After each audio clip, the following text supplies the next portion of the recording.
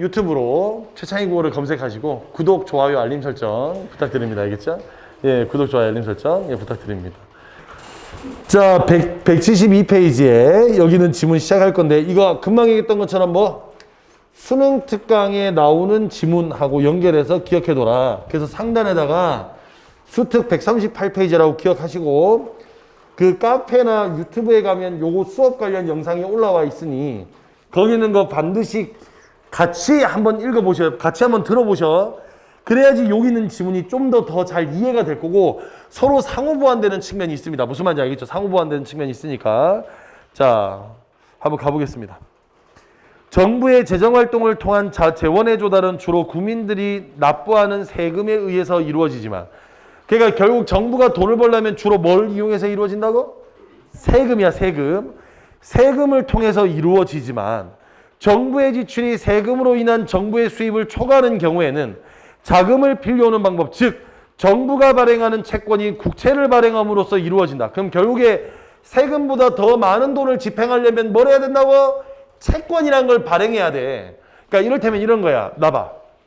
지난 봄에 정부에서 뭘 했냐면 재난기본소득 뭐 그런 거를 지급을 했습니다. 그거 하면서 돈을 했는데 이게 아무래도 예산이란 게 작년에 정해놓은 거라서 이런 상황이 발생할지 몰랐지. 그래서 나라에서 뭐 했냐면 추가 경정 예산. 그 왜 추경이라 그래서 들어봤죠, 그죠?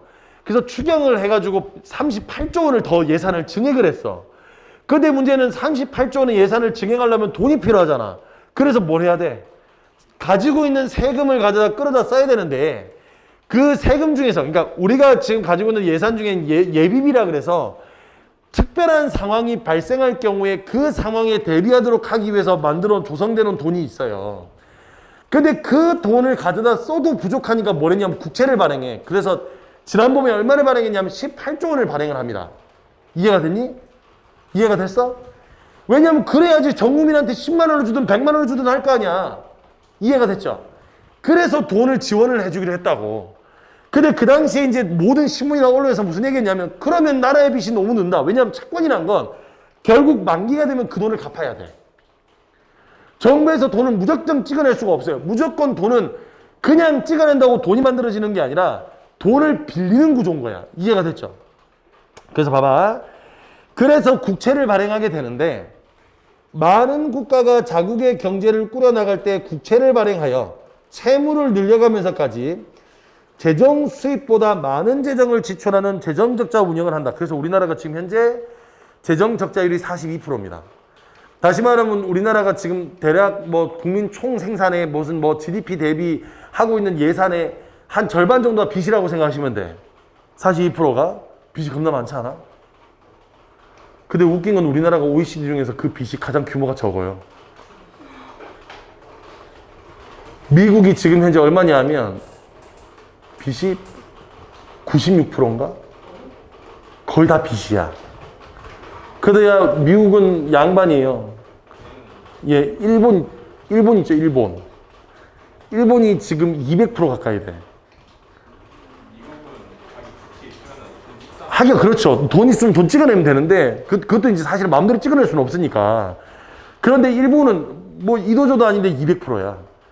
거기 지금 빚 대부분이 뭐냐면 지금 그 빚 중에 하나가 도쿄올림픽 한다고 500조를 찍어냈거든, 국채를. 500조야, 500조. 500원이 아니라 500조를 찍어냈다고. 500조로 국채를 찍어냈는데 지금 좆됐어, 거기. 도쿄올림픽을 못 해가지고. 그러고 거기 올림픽 지금 선수촌, 거기 이제 선수들 들어가서 사는 숙소를 지금 그 뭐 수용시설로 쓰고 있다는데. 코로나 수용시설. 뭔지 알죠? 이렇게. 왜냐면 가야 되는데 병원이 부족한 병실이 없으니까. 그 왜 전에 왜 우한에서 들어온 사람들 왜 그 무슨 뭐 우리나라 무슨 연수원 거기서 뭐 자기해준의 만에 그런 얘기 했잖아. 뭐 천안하고 진천에서.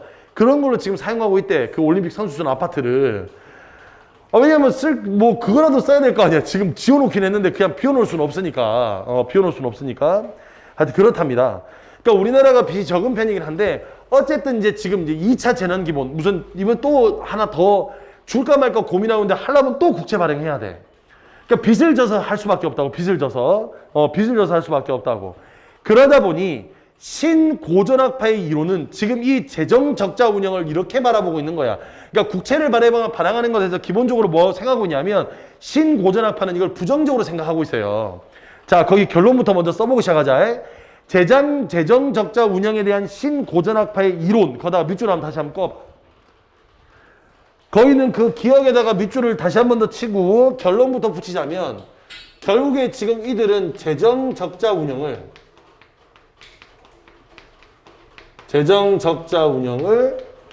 부정적으로 인식하고 있어. 재정적자 운영을 부정적으로 인식하고 있다. 됐죠? 자, 그러면 왜 부정적인지 이유가 지금부터 설명이 될 거 아니야. 그게 모두 4가지가 나옵니다. 알겠죠? 차근차근 한번 가볼게요. 첫 번째, 재정적자 운영은 정부가 적극적인 재정 지출을 통해 여러 사업을 벌이는 것이다. 됐죠? 정부가 재정 지출을 늘리기 위해 국채를 발행하여 시장의 가용 재원을 흡수하게 되면 시장에서는 재원의 규모가 이전보다 작아지면서 재원의 가치라고 할 수 있는 시장 이자율이 상승하게 된다. 자, 지금 이거 무슨 말인지 전혀 모르겠지, 그지? 전혀 모르겠죠, 그죠? 자, 일단은 인과관계부터 먼저 정리하고 봐. 지금 첫 번째입니다. 국채를 더 많이 발행하게 되면, 이해가 됐어? 국채를 더 많이 발행하게 됐어. 그러면 시장의 재정 규모, 시장의 재원의 규모는, 시장의 재원 규모는 축소가 되고, 그래서 여기서 이자율은 상승하게 돼. 자, 지금 여러분이 후다닥 읽었던 거기는 그 부분의 인과관계를 간단히 정리하면 이렇게 됩니다. 알겠죠? 자, 이게 무슨 말이냐? 잘 들어봐. 내가 여기 있는 이 리모컨을 얘한테 파는 거예요. 한 개당 5만 원이래. 왜 다시 주는 거야? 5만 원 얘한테 파는 거야. 그러면 이 친구의 주머니에 있는 5만 원은 어디로 가? 나한테 가는 거야. 그럼 그 5만 원 내가 가지게 되는 거지, 그지? 그럼 얘 주머니는 비게 돼. 자, 국채라는 게 이런 거라고 이해하면 되는 거예요. 채권을 가지고 투자를 할 수 있어. 그러니까 지금 당장 요만큼의 돈을 가지고 만기가 되면 이만큼의 돈을 받을 수 있으니까 채권은 되게 매력적인 투자 방법이에요. 근데 그 채권에는 크게 종류가 2가지가 있어. 하나는 나라에서 발행하는 국채가 있고, 하나는 회사에서 발행하는 회사채가 있어요. 이해됐어? 회사채가 있어. 그런데 국채와 회사채 중에서 네가 투자자라면 어디에 투자하는 게 좀 더 안정적이겠니? 국채야, 회사채야? 국채가 되겠지, 그지? 왜? 회사채는 회사가 뭐 할 수 있어? 이게 망하면 쓰레기가 됩니다. 무슨 말인지 알겠죠? 이해돼? 그래서 국채에다 투자하는 많다고. 그러면 봐. 내가 돈이 필요해. 내가 정부야. 내가 정부라고.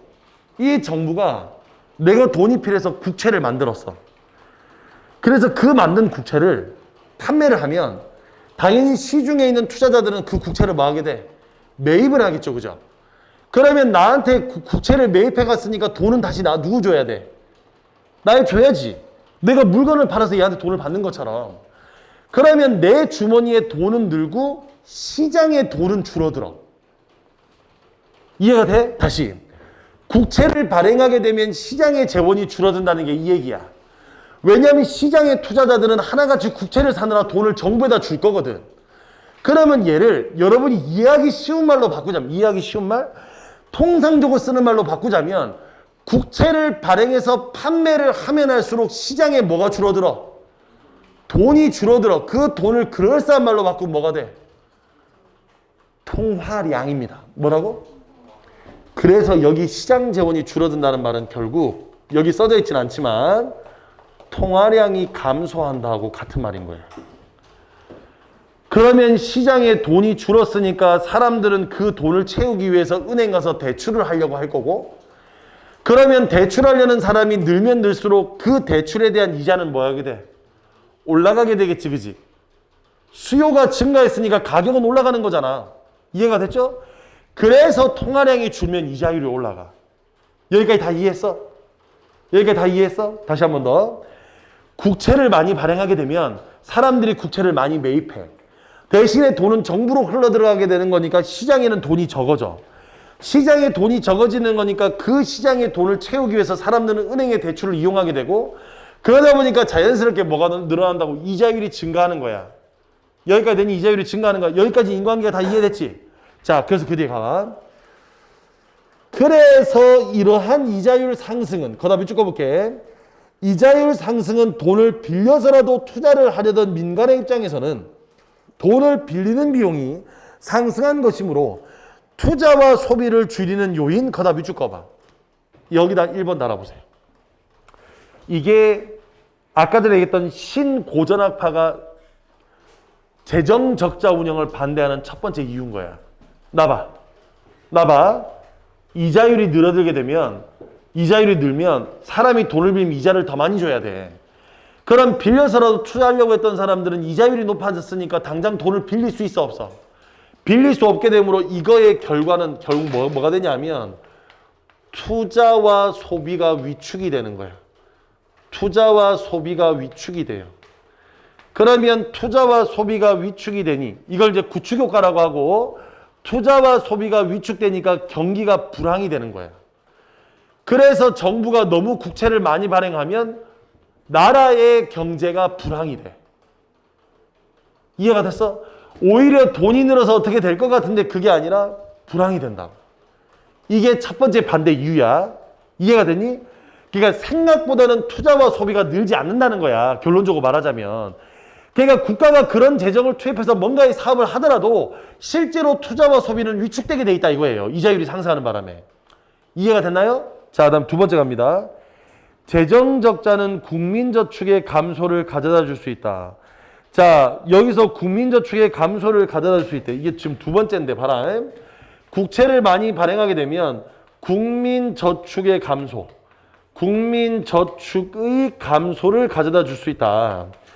그러면 국민저축의 감소를 할 때 국민저축은 뭐냐면 민간저축과 정부저축의 합으로. 자, 국민저축이란 건 뭐냐면 민간저축과 정부저축의 합이래. 정부저축의 합이래. 그래서 여기 나오는 민간저축과 정부저축의 합으로 국민저축은 한국가 경제의 소득 전체의 소비와 정부 지출에 충당하고 남은 재원으로 정부가 재정적자 운영을 하게 되면 정부 지출로 인한 적자폭만큼 쌓아둘 수 있는 재원이 줄어들어. 나봐. 이 말이 무슨 말이냐면 저축이라는 건 돈이 남으면 저축하는 건데, 여기서 국채를 많이 발행하게 되면 어쨌든 비용을 쓰게 되지.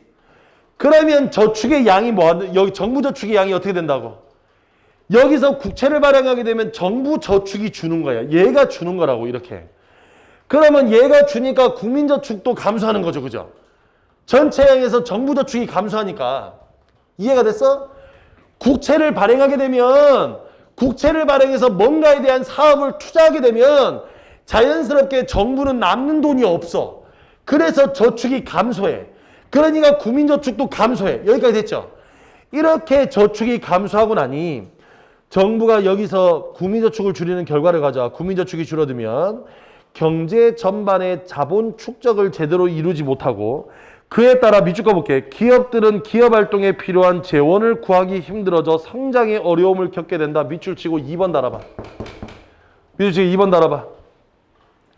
자, 이게 두 번째 문제야. 정부 저축이 줄어들게 되면 여기서 뭐 하겠냐면 재원을 구하기가 힘들어져. 재원을 구하는 것이 어려워집니다. 그렇기 때문에 여기는 이 기업은 제대로 된 성장을 하지를 못해요. 이게 두 번째 이유야. 다시 한 번 더. 정부 저축이 줄어들게 되면 재원 확보가 힘들어. 재원을 구하지 못하니까 여기는 기업은 돈을 빌릴 데가 없는 거야. 그래서 여기는 이 기업은 뭐 한다고? 성장하기가 힘들어져. 여기까지 됐죠? 이게 두 번째 이유입니다. 이게 두 번째 이유. 자, 3번 세 번째 갑니다. 또한 재정적자의 누적은 그 나라의 국제 수지를 악화시키는 결과를 낳는다. 자, 국제 수지라고 했는데 또 나봐. 수지가 무슨 뜻이냐면 수지가 수입과 지출의 줄임말이야. 국제 수지할 때 수지가 무슨 말이라고? 수입과 지출. 나라가 수입을 할 수 있는, 나라가 수입이 증가하는 방법이 뭐가 있니? 다른 나라에 뭐가 늘어나면? 수출이 늘어나면 수입이 증가하는 거죠. 그죠? 대신 지출이 늘어나는 건 뭐야? 수입하는 물건이 늘어나면 지출이 늘어나겠지. 그지? 그럼 지금부터 내 말에 답해보는 거 나봐. Look at me. 나와보세요. 경상수지가 악화되었다는 말은 무슨 뜻이야? 수입은 뭐하고? 줄어들고 지출이 증가해야 되겠죠. 그죠? 그러면 그 말을 무역에 의해서 다시 설명하면 나라에서 수출하는 수출량은 뭐해지고? 줄어들고 수입 물건의 양이 늘었다는 뜻인 거예요. 경상수지가 악화되었다는 거. 그럼 다시 나봐. 계속 나봐. 그러면 경상수지가 개선되었다는 말은 무슨 말이야? 다시 수입되는 물건의 양은 줄어들고 수출되는 양이 늘었다는 뜻인 거야. 그러니까 수입과 지출을 서로 더하고 빼고 하면 수입이 늘면 경상수지가 좋아진 거고 지출이 늘면 여기서 수입과 그 수입은 다른 거야. 지출이 늘면 경상수지가 악화된 거예요. 이해돼? 그럼 다시 이 말이 무슨 말이야? 재정적자의 누적은 그 나라의 국제수지를 악화시킨대. 그 말은 무슨 말이니? 수출량은 줄고 수입량이 늘었다는 뜻입니다. 알겠죠? 재정지출을 많이 하다 보면 나봐라. 재정지출을 많이 하다 보면 뭐가 늘었다고? 수출은 늘었는데 수출은 줄었는데 수입은 는 거야. 수입은 는 거야. 자, 이제 왜 그런지에 대한 인과관계입니다. 갑니다. 재정적자로 인해 이자율이 상승하게 되면, 자, 지금 이제 세 번째 갑니다. 재정적자로 인해서 이자율이 상승하게 돼. 그러면 이렇게 이자율이 상승하게 되면 이자 수입을 조금이라도 더 얻으려고 누가 들어온다고?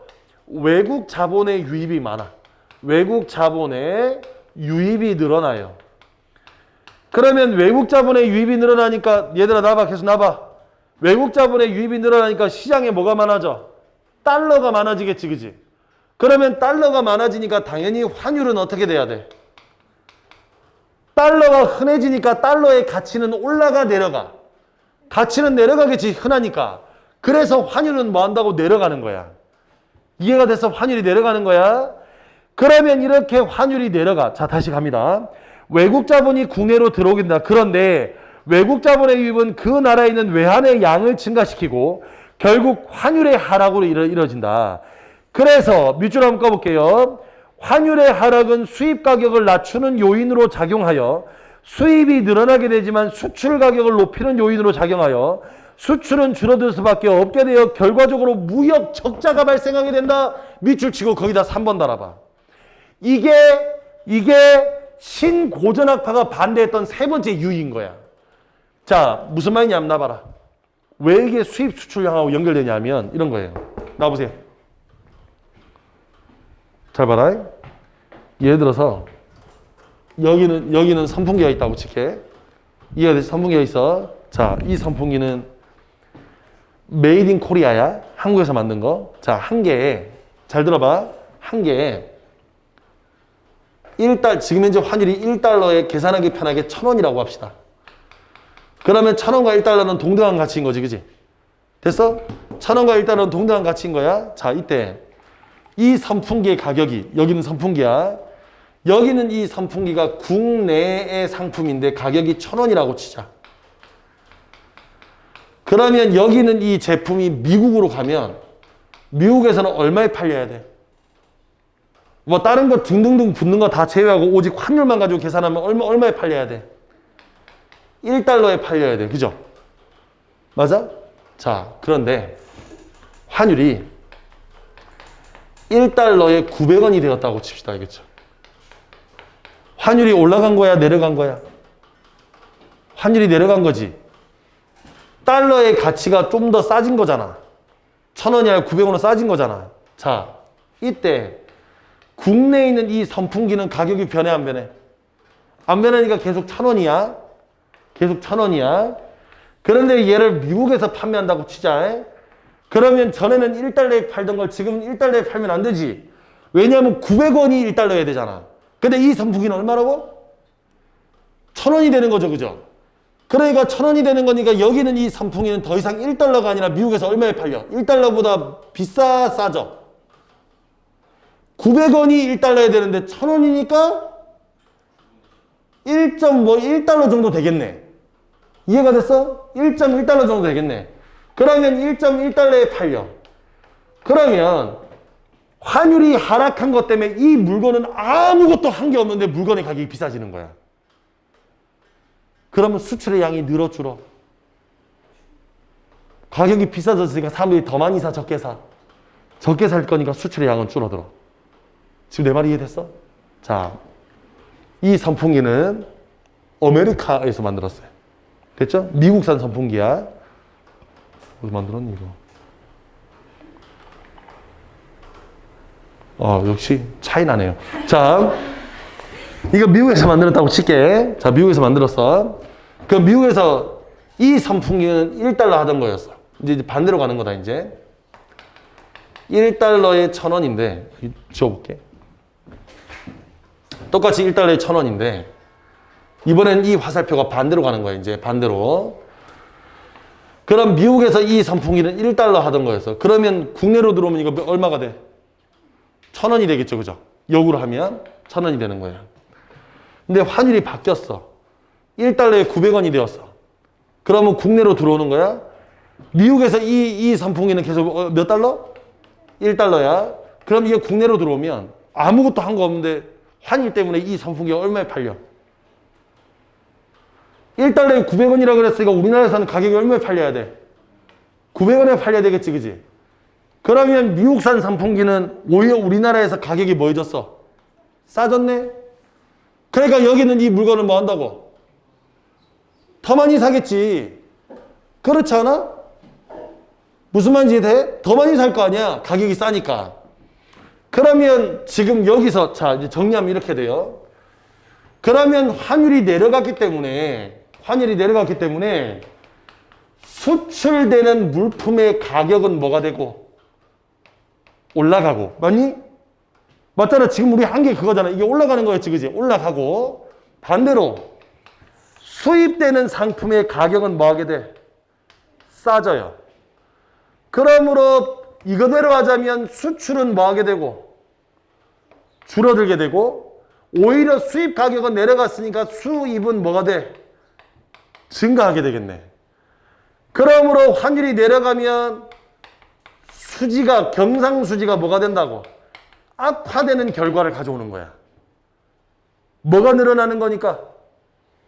수입되는 양이 늘어나는 거니까 무역이 흑자가 아니라 뭐가 된다? 적자가 되는 거예요. 이해가 됐어? 적자가 되는 거야. 경상수지가 악화되었다는 것은 결국 적자가 되었다는, 흑자가 아니라 적자가 되었다는 뜻입니다. 알겠죠? 이게 세 번째 이유예요. 자, 마지막이야. 재정적자는 국민들의 소득 격차를 확대하는 데 영향을 준다. 자, 국민들의 소득 격차를 확대하는 데 영향을 준다? 그럼 이게 무슨 뜻이냐? 발행한 국채에 대한 이자 부담은 일반 납세자들의 세금으로 충당되기 때문에, 나봐. 국채는 나라에서 발행한 거니까 거기서 이자를 주거나 뭘 주거나 하는 건 다 뭘 한다고? 우리의 세금으로 주는 거야. 그러면 국채를 발행하면 국채는 반드시 매년 이자를 줘야 돼. 연이자를. 그러면 그 이자는 우리의 세금에서 빠져나가는 거지, 그지? 그런데 보통 그 국채를 매입한 채권자들이 이자 소득을 가지게 되는데, 그런데 그 국채를 매입할 수 있는 사람은 주로 돈이 많은 사람, 적은 사람? 돈이 많은 사람이 국채를 사게 되죠, 그죠? 그러니까 거기다 밑줄 꺼볼게. 그 국채를 매입할 수 있는 사람은 주로 고소득층이므로 여기서 결국 국채 발행은 소득 격차를 오히려 확대시킨다는 거야. 거기다 4번 달아봐. 이게 네 번째 이유가 됩니다. 결국 국채를 발행하게 되면 이자가 발생하는데 그 이자는 고소득층에게 돌아가. 그러므로 소득의 격차가 더 커지는 거야. 이게 네 번째야. 그래서 이런 이유로 반대해. 그래서 이런 이유로 지금 현재 2차도 반대되고 있는 거예요. 되게 아이러니한 게 정부에서 지금 2차 지원금을 주장하는데 반대하는 사람이 누군지 알아? 보통 정부에서 반대하면 야당이 반대해야 되잖아. 왜? 핑크색 옷 입은 당. 이 반대해야 되는데 어디서 반대하고 있냐면 재정경제부 장관이 반대하고 있어요. 같은 정부 사람인데 재정경제부 장관이 이런 이유를 들어서 반대하고 있다. 이해가 됐어? 그래서 이 신고전주의 그러면 이게 왜 그러냐면 이런 거야. 이렇게 되면 계속 국가 경제에 누가 개입하게 돼? 지금 이건 결국에 재정적자를 운영하는 건 국채를 발행하는 거니까 누가 지금 여기에 지금 들어온 거야. 정부가 계속 시장에 개입해가지고 시장 경제를 문란하게 만드는 거잖아. 그지? 그래서 정부의 역할을 축소하자는 거야. 이해가 됐어? 그래서 여기는 이 신고전주의 학파를 다른 이름으로 뭐라 그러냐면 들어본 적 있을 겁니다. 이 사람들을 신자유주의라 그래. 들어본 적 있죠? 그죠?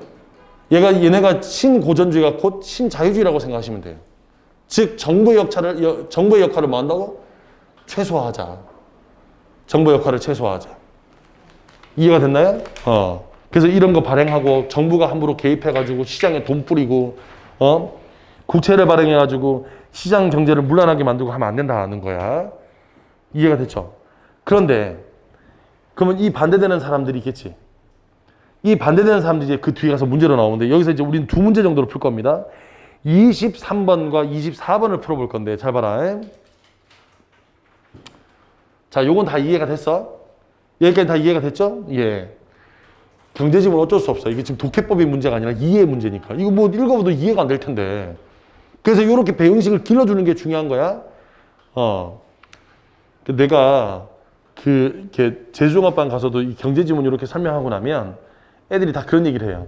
특히 경제 선택하는 애가 경제 선생님보다 선생님이 더 잘 가르친 것 같다고. 지금 다 이해했잖아. 그죠? 이게 문제가 이거야. 내가 왜 국문과를 졸업했는지 나도 잘 모르겠어요.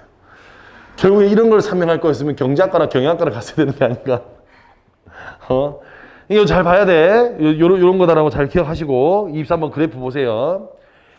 23번의 그래프는 생겨먹은 게 이렇게 생겨먹었어. 여기는 지금 이게 수요고 얘가 공급입니다. 얘가 공급입니다. 그런데 공급을 요 상태로 옮겨간 거예요. 이렇게. 이해가 됐죠?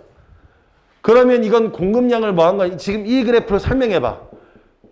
뭘 줄인 거? 재원의 공급량을 줄인 거야. 그래프가 이쪽으로 이렇게 이동했으니까. 이해됐지? 공급량을 줄인 거야. 자, 그러면 원래는 지금 여기서 만나서 P1만큼 공급이 되던 게 P2로 공급량을 줄여버렸어요. 그러면 공급량이 줄다 보니까 당연히 원래 이자율에서 이자율이 뭐 됐어? 원래 이자율에서 이자율이 뭐였니? 상승하게 되지, 그죠? 아까 전에 재원을 공급하면 이자율이 상승한다며. 이해가 됐어? 그래서 이쪽으로 이렇게 이동해 간 거야. 자, 그럼 1번 갑니다. 국채 발행 전 시장의 재원 규모는 위에 보기에 나옵니다. 거래량 곱하기 이자율이라고. 그러면 시장의 재원 규모는 거래량 곱하기 이자율이니까 P1 곱하기 R1이어야 되니까 1번은 맞는 말이죠. 그죠? 맞는 말이야. 2번 갑니다. S1에서 S2로 이동하면서 자금 공급이 줄어든 것을 확인할 수 있다. 이것도 맞는 말이지. 그지? 아니 공급이 줄었잖아. 이해가 됐죠? 공급이 줄었잖아. 자, 3번 갑니다. R2와 R1만큼의 차이가 이자율이 상승한 것으로 확인할 수 있다. 나봐. 공급량을 줄이면 이자율이 상승한다 그랬잖아. 계속 시장의 자원이 줄어들면. 그래서 이렇게 이자율이 상승했어요. 그 3번도 맞는 말이야. 4번은 건너뛸게 5번으로 갑니다. 대부자금의 거래량이 P1에서 P2로 줄기 때문에 나봐. 거래량이 P1에서 P2로 줄었지. 그러면 시장 재원이 줄었잖아. 그럼 아까 했잖아. 시장 재원이 줄면 투자가 어떻게 된다고? 줄어들게 된다고. 그래서 5번도 맞는 말이야. 이해가 됐어? 아니 시장 재원이 줄었잖아. 시장 재원이 P1에서 P2로 줄었잖니. 그러면 줄었으니까 시장 재원이 줄면 투자량이 준다고 아까 인과관계를 잡아놓은 거잖아 이거. 이해가 됐어? 자, 그래서 얘 5번까지는 맞는 말이야. 자, 문제는 이겁니다. 나보세요. 그러면 아까 전에 국채 발행 전에 총 재원의 양. 나봐. 총 재원의 양은 뭐였어? 요거 곱하기 이거였지. 어? 그러면 결국 이 사각형의 넓이였겠네? 맞아? 맞잖아. 이 사각형의 넓이였어. 자, 그런데 여기서 지금 공급량을 줄였어. 줄이면 총 재원의 양은 어디야? 이자는 늘었으니까 요 사각형만큼일 거 아니야. 맞니? 자, 그러면 여기서 총 재원이 준 양은 총 재원이 준 양이야. 그냥 무작정 요렇게 준 게 아니라 이 사각형 넓이 빼기 요 사각형의 넓이만큼이 되겠네. 이해가 됐어? 그런데 요 가운데 사각형은 넓이가 뭐하다고? 같이 겹치는 부분이니까 얘를 빼고 나면 요 사각형 빼기 요 사각형의 넓이만큼 재원의 양이 변한 거네. 그래서 여기에 P1-P2 곱하기 R2-R1만큼이 바뀐 게 아니라 이 식을 제대로 세우면 이렇게 돼. 여기는 사각형의 넓이니까 P1-P2 곱하기 R1 맞잖아. 이렇게 요 사각형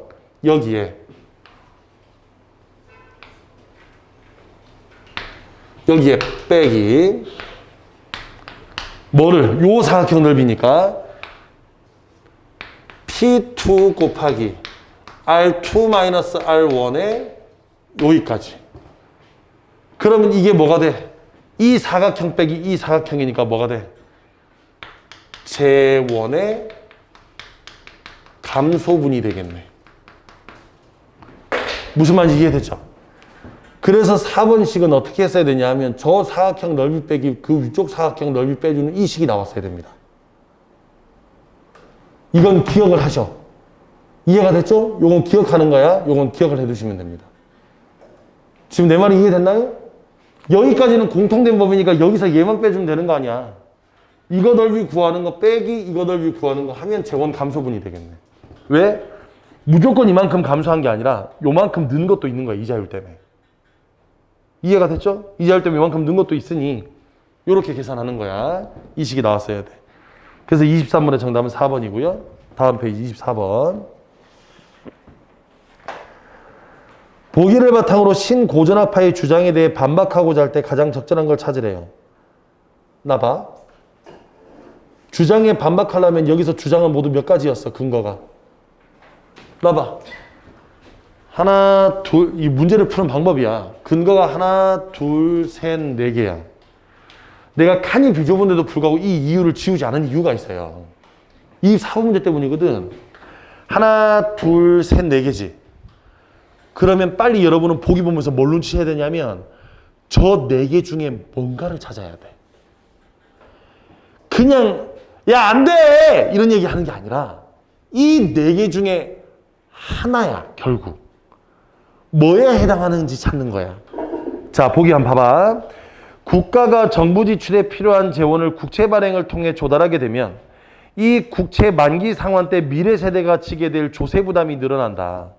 이러한 부담을 덜어주기 위해 현재 세대는 미래 세대에게 자신의 자산을 남겨주려고 하고, 밑줄 가보게, 자신의 자산을 남겨주려고 하고, 밑줄 남겨줄 것을 밑줄 가보게 조금이라도 더 확보하기 위해 재원을 축적해 두려고, 밑줄. 그럼 이거 재원 축적과 관련되어 있는 거야 되겠네? 재원 축적이야. 재원 축적하는 게 뭐야? 축적. 쌓아두는 거. 미래 세대를 위해서 쌓아둬야 돼. 환율은 아닌 것 같고. 얘는 그냥 소득대차 생긴다는 것 같고. 얘는 그냥 시장 지원 때문에 투자 소비가 줄어든다는 거고. 재원을 축적하는 건 뭐밖에 없어? 이거밖에 없네. 그럼 잘 들어봐. 국채를 발행했으니까 정부저축은 줄어들 거야. 근데 여기서 지금 정부저축이 줄어든가 비판해야 되면 정부저축은 줄어들지 않는다라고 할 수는 없어. 왜냐면 국채를 발행한 건 사실이니까. 그러면 아까 정부저축이 감소하는 때문에 뭔가 국민 총저축도 감소한다 그랬지, 그지? 근데 이걸 비판하려면 하나밖에 없네. 사람들이 미래 세대를 위해서 민간저축이 늘어남으로 실제로 국민저축의 감소 양은 적다. 이거에 대해. 이해가 됐어? 다시 한 번 더. 여기서 재원을 축적하는 건 이 네 가지 중에 축적은 얘밖에 없는 거야. 국채 때문에 정부 저축이 줄어드는 건 이건 무조건 팩트, 사실이고. 이해가 됐죠? 그러면 민간 저축이 늘면 되는 거잖아. 그래서 민간 저축이 는다는 거니까 정답은 2번인데 문제를 만드는 사람이 너무 이론에 치우쳐가지고 문제를 좀 그릇되게 만들었어요. 무슨 말이냐면 지금부터 다시 내 설명 잘 들어봐. 그다음 밑줄 한번 꺼볼게.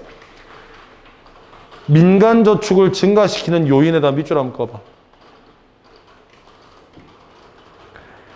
그게 보기에서는 뭐라고 설명하고 있냐면 나봐. 보기에서는 뭐라고 설명하고 있냐면 아무래도 미래 세대가 짊어져야 될 짐이 크니까 현재 세대가 미래 세대를 위해서 나중에 질 짐을 좀 가볍게 가라고 요 저축을 해주는 거다라고 설명하지만 실제로 민간 저축이 느는 이유는 따로 있어요. 맞춰봐.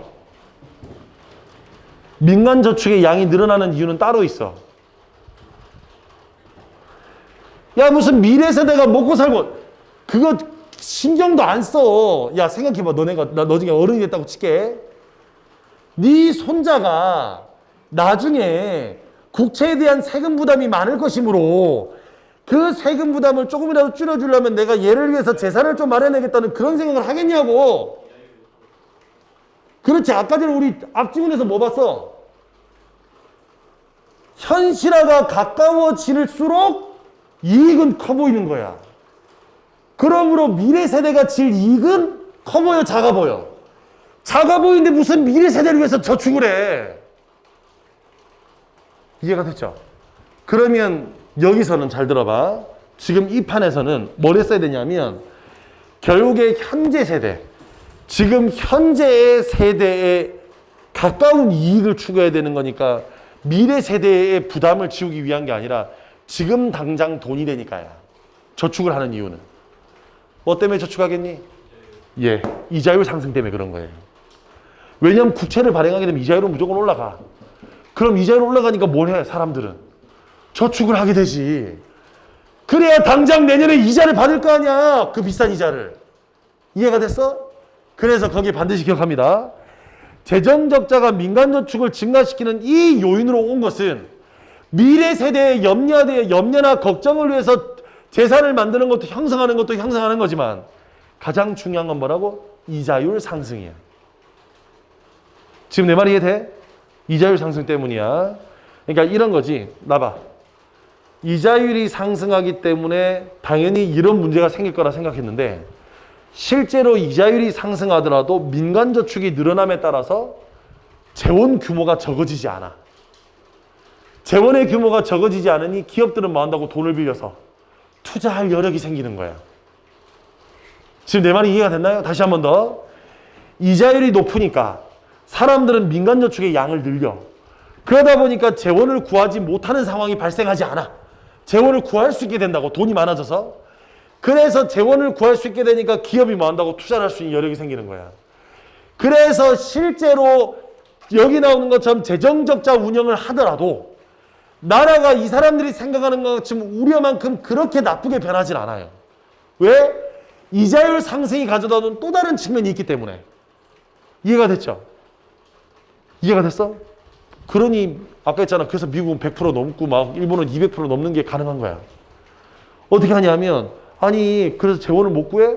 이자율이 올라가잖아? 그럼 이자율이 올라가니까 어떻게 생각하냐면 이제 이 사람들은 오히려 이자율이 올라가니까 그 이자율 때문에 그 민간저축이나 투자 부분에서 늘어날 거다. 이거 하나. 그 다음 두 번째가 일본은 어쨌든 다른 나라보다는 수입보다 뭐 한다고 수출이 강한 나라지, 그지? 그래서 아무리 환율이 내려간다 하더라도 수출 가격이 올라간다 하더라도 우리의 수출이 줄어들지 않는다고 생각하는 거야. 그래서 일본은 그래서 뭐 한다고? 막 찍어내. 국채를 막 찍어낸다고. 이해가 됐어? 막 찍어내도 수출량은 줄어들지 않는다고 생각하는 거야. 무슨 말인지 됐죠? 그러니까 여기서 생각하는 여러 가지 문제가 발생하지 않는다고 생각하니까 막 찍어내. 근데 이제 우리나라는 좀 다르지. 우리나라는 어쨌든 수출도 많지만 수입도 많죠. 그러니까 수출도 많고 수입도 많으니까 실제로 이렇게 될 수 있거든. 게다가 이게 투자와 소비가 지금 위축될 수도 있어. 통화량이 줄은 것 때문에. 그래서 이제 지금 재난기본소득의 얘기는 뭐냐면 국채를 발행은 하되 그걸로 다른 사업에 투자하는 게 아니라 그 국채로 발행한 현금을 다시 누구한테 돌려준다? 국민한테 돌려주는 거야. 그러면 그걸 발행해서 벌어들인 현금으로 다시 그 돈으로 국민한테 쏘면 통화량이 줄어드는 일이 없어. 통화량이 유지가 된다고. 지금 내 말이 이해돼? 국채로 돈을 땡긴 다음에 그 돈을 다시 시장에 푸는 거야. 그러면 통화량이 유지가 되니까 이자율이 뭐 한다고 올라갈 리가 없어요. 오히려 통화량이 증가하니까 이자율이 떨어져. 이해가 됐어? 이자율이 떨어지니까 투자와 소비가 활성화된다고 생각하는 거예요. 그러니까 재난기본소득은 그런 취지인 거야. 통화량이 절대 줄어들지 않는다. 이해가 됐습니까? 통화량이 절대 줄어들지 않는다. 돈을 직접 쏘는 거니까. 그렇게 여러분이 이해해 두시면 되겠습니다.